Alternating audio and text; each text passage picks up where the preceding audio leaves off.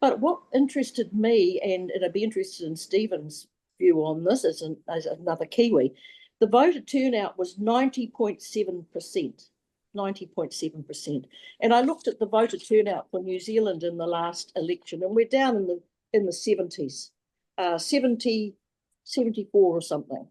And I'm going to be controversial here. I think it's time we had compulsory voting, especially with the attack that's on democracy at this moment and how important it is that people vote.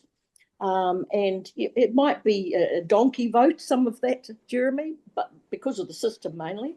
But I think that a turnout of over 90% compared to what, and the falling turnout in New Zealand, even at a time of a high popularity of a party, I think it's time to rethink things.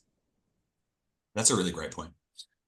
I would, maybe if I could just squeeze in before you hear from Stephen, one of the things I love about our compulsory voting, and it's always surprised me that our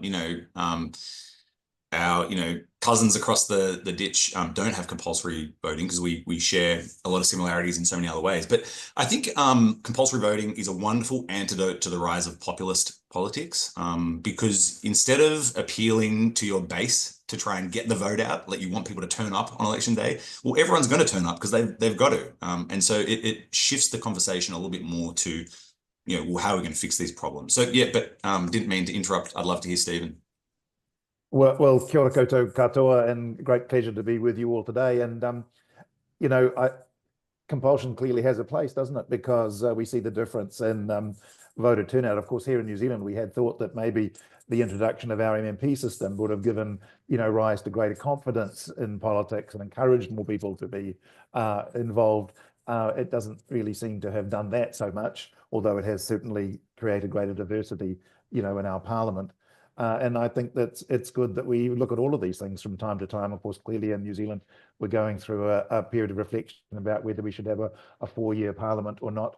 That's a debate that maybe we'll be having as the year unravels. But we clearly do have to do something to address this loss of confidence in the political system and find ways to bring, that closer to the needs of everyday voters.